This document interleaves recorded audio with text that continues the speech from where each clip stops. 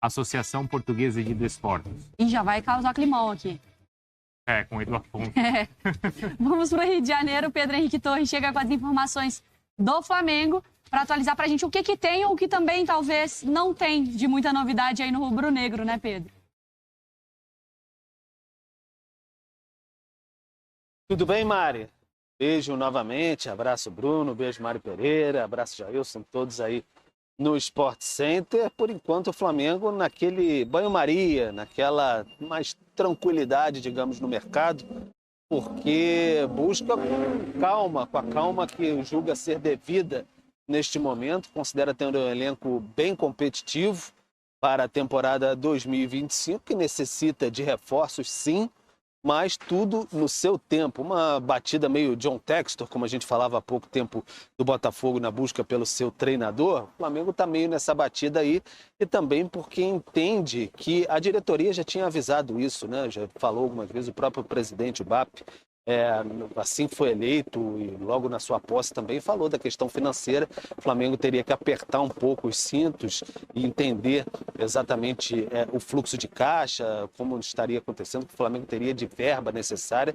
E o José Boto, diretor técnico português, ele avisou também que as verbas são suficientes para o Flamengo se reforçar, mas não são tão abundantes assim, então o Flamengo tem que dar o tiro certo, por isso analisa com muita calma. Mas está bem blindado nesse momento o Flamengo sobre exatamente o que o Flamengo, os nomes que o Flamengo deseja nesse momento. Vaza basicamente nada, muito pouco, mais informações que chegam de fora mesmo, então o Flamengo está bem blindado nesse momento em relação a isso. A gente não está aqui para enganar o torcedor, nada nesse sentido. Então o Flamengo está bem blindado em relação a reforços. Já saíram o Davi Luiz, o Gabigol também, né? O Gabigol foi para o Cruzeiro, o Davi Luiz em fim de contrato, ainda não acertou com nenhum clube. E o Fabrício Bruno tem boas possibilidades de seguir para o Cruzeiro aí numa negociação, até porque a diretoria do Flamengo também já tinha avisado que teria possibilidade de fazer caixa. O Wesley seria uma possibilidade também muito desejado aí por clubes europeus, cresceu muito. Então o Flamengo está nessa balança ainda de analisar internamente as suas finanças e observar o mercado. E aí todo mundo sabe que um alvo muito claro é a posição do ataque para substituir ali o Gabigol, especialmente no momento que o Pedro ainda está lesionado. Mário, Bruno. Vamos então por setores, né? A gente fala, claro, sobre o setor ofensivo, mas também da parte defensiva. Os números dos zagueiros, então, pelo Flamengo em 2024, o Fabrício Bruno com 56 jogos, 51 como titular, 76,7% do total do time, assim como o Léo Pereira. E aí o Davi Luiz já com uma porcentagem menor de aparição, né, nas partidas do rubro-negro. De certa forma, existe uma preocupação, a palavra é desmonte na parte da zaga do Flamengo, é isso, Jailson? Bom, vai faltar gente. Vai? Pra mim vai faltar gente, porque o Fabrício Bruno, ele jogou bastante na temporada passada, até quando perdeu a posição, depois que o Felipe Luiz assumiu, já deixou muito clara a preferência dele pelo Léo Ortiz, que estava jogando de volante, com o Tite, enfim, não, volta você pro seu lugar, pra zaga, por conta da saída de bola. Então ficou estabilizado lá, Léo Ortiz e Léo Pereira, estabelecido, né? E estabilizado também. Léo Ortiz e Léo Pereira. E o Fabrício Bruno, ele foi utilizado em alguns jogos porque a gente sabe como é que é o calendário aqui do Brasil. Então o Fabrício Bruno foi utilizado. Sai o Davi Luiz, que também foi utilizado em algumas partidas porque a equipe precisava de rodagem, com experiência e tudo mais, mas aí é mais questão salarial, enfim. Não vou entrar nesse mérito, mas sai o Davi Luiz e agora pode sair o Fabrício Bruno. Vão ficar os dois titulares, Léo Ortiz e Léo Pereira. Volta o Pablo, que no ano passado que foi campeão lá com o Botafogo, só que só jogou 2 jogos na temporada passada. E os garotos da base, que é o Cleiton, que é um zagueiro canhoto, que, enfim, a diretoria, assim, a torcida, né, bota muita expectativa também. É um zagueiro ágil, joga também, às vezes, já jogou como lateral esquerdo. E tem o Iago, que é o garoto da base, era capitão da base, mas é aquilo. São meninos. São meninos. São 2 garotos que vão ter que ou suprir essa necessidade se o Fabrício Bruno mesmo sair. Mas, ao meu ver, pelo andar da carruagem, eu acho que o Flamengo vai precisar contratar um zagueiro para fazer essa reposição, porque pelo menos um. Que aí ficariam pelo menos 5 jogadores, se o Pablo for mesmo utilizado, e 2 garotos da base. O Fabrício, ele é assim, ele tem esse peso de ser inegociável para o Flamengo? Porque a gente estava falando, por exemplo, do Paulinho. Poxa, vendeu por tantos milhões o Atlético para conseguir alguém do mesmo nível, não consegue por esse valor. Tem esse peso no Fabrício? Não. Tanto que no ano passado chegou a proposta. Que foi maior ainda. Foi maior do Oeste. O Flamengo aceitou e o que a gente ouviu na época é que recusou por conta da questão salarial, que seria a mesma ou a mesma do que ele recebe no Flamengo. Opção do jogador, né? Opção do jogador. O Flamengo aceitou. O Flamengo já tinha aceitado. A opção dele de não ir. A questão agora é que com o Felipe Luiz ficou claro que ele perdeu espaço. A titularidade que antes, com o Tite, era do Fabrício Bruno e o Léo Ortiz deslocado para volante, agora não. Com o Felipe Luiz mudou completamente de figura. Léo Ortiz titular, junto com o Léo Pereira, e o Fabrício Bruno reserva. Se ele tinha aquela ambição de jogar na Europa e tudo mais, acabou recusando. Ele já é um cara de 28 anos e ele vai querer continuar jogando como titular e ele já sabe que não vai ser titular no Flamengo. Ele está procurando um clube que ele seja titular. Por isso que ele também deve estar vendo com bons olhos essa transferência para o Cruzeiro. 15 milhões de euros?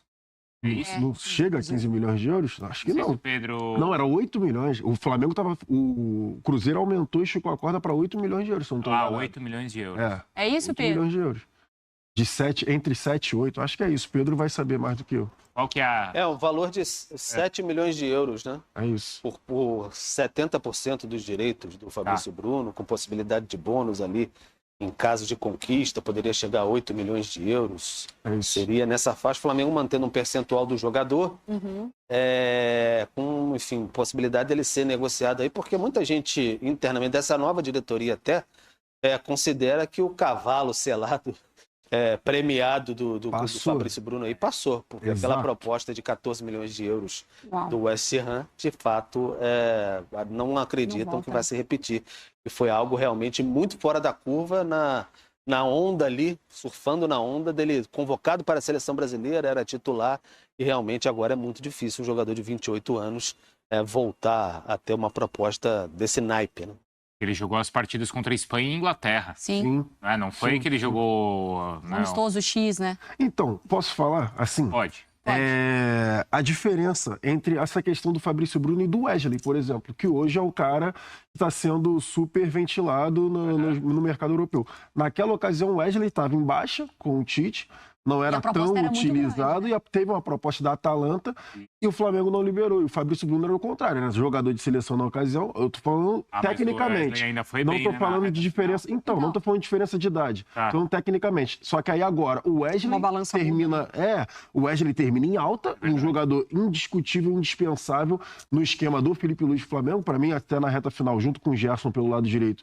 Foram os 2 principais jogadores do Flamengo e agora o Wesley pode ser vendido por um valor ainda maior do que foi na ocasião oferecido pela Atalanta e o Fabrício Bruno perde completamente assim. Pela metade do preço. Metade do preço do valor de mercado. Dá a impressão assim de que, no meu ponto de vista, não é um jogador descartável de elenco, tá? Acho que é um zagueiro que te dá uma estabilidade, que formou uma dupla muito interessante com o Léo Pereira, é escolha técnica mesmo do Felipe Luiz.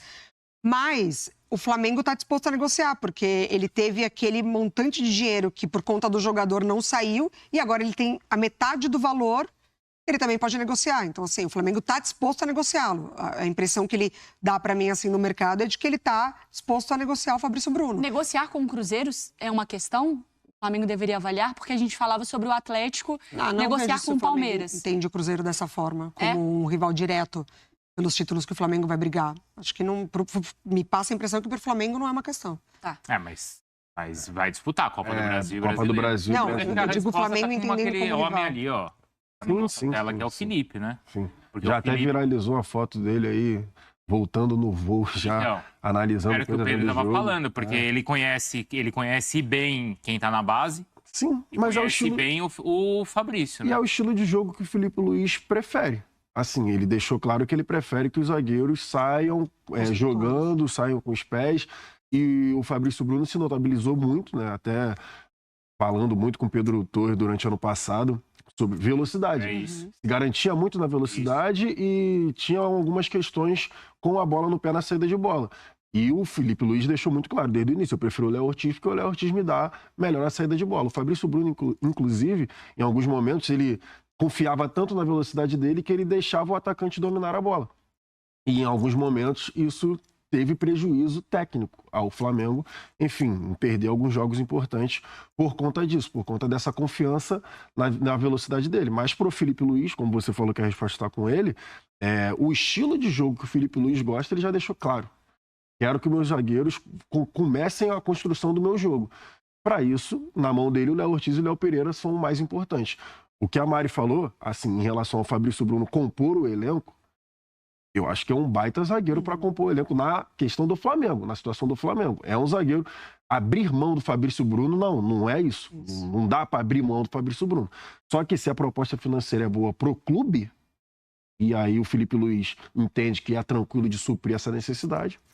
Agora, a gente já viu, né? Eu acho que o Pedro vai me ajudar. Eu tô tentando lembrar qual foi a última vez, Mari, que era um início, assim, de temporada tão tranquilo.